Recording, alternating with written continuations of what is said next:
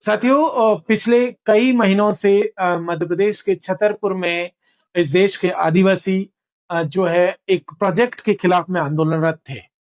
वो प्रोजेक्ट था केन और बेतवा, जो दो नदियां हैं जो एक मध्य प्रदेश में है और एक उत्तर प्रदेश के भीतर है। उन्हें लिंक करने की योजना सरकार लेकर के आई थी और उस लिंक करने के बाद में जो नहर बनाई जानी थी, उनको दोनों को कनेक्ट करने के लिए वो नहर दरअसल पूरा का पूरा आदिवासी इलाकों को करके गुजरनी थी। परेशानी ये थी कि आदिवासियों ने तमाम तरीके के प्रोमिसेस के बाद उन्हें कहा गया कि हम जमीन का मुआवजा भी मिलेगा, जमीन के बदले जमीन भी दी जाएगी और बाकी तमाम तरीके के प्रोविजंस किए जाएंगे। लेकिन आपने देखा होगा कि ऐसा कुछ नहीं हुआ। सरकार ने अपने कोई प्रोमिसेस को पूरा नहीं किया। जो मुआवजा भी दिया गया उसमें देखेंगे कहीं 20,000 का, कहीं 25,000 का और कहीं जो है लाख रुपए के आसपास तक का मुआवजा पहुंचा, जबकि सरकारी फाइलों में ये बताया गया कि बहुत बड़ी रकम जो है ऊपर से सरकार ने जारी की, लेकिन किसानों तक आते आते वो पहुंचा ही नहीं।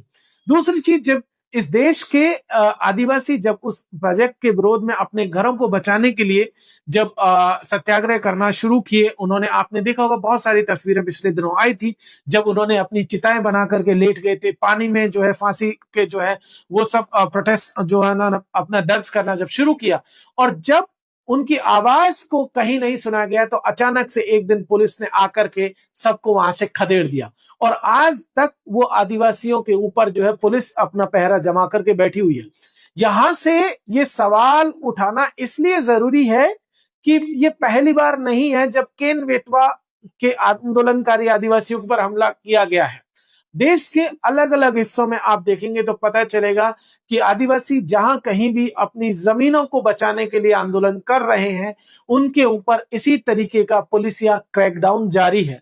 लेकिन यहां से हम ये कह देना चाहते हैं कि देश के आदिवासियों को और केन बेतवा में जो लोग आंदोलनरत हैं उनको, कि हम आपके साथ में हैं और आपकी आवाज को और मजबूती से उठाया जाता रहेगा। पिछले दिनों जो है संसद के भीतर राजकुमार रौत जी ने भी आपकी आवाज को उठाया था और आने वाले दिनों में इस आवाज को हम और मजबूती से उठाते रहेंगे। बहुत बहुत शुक्रिया।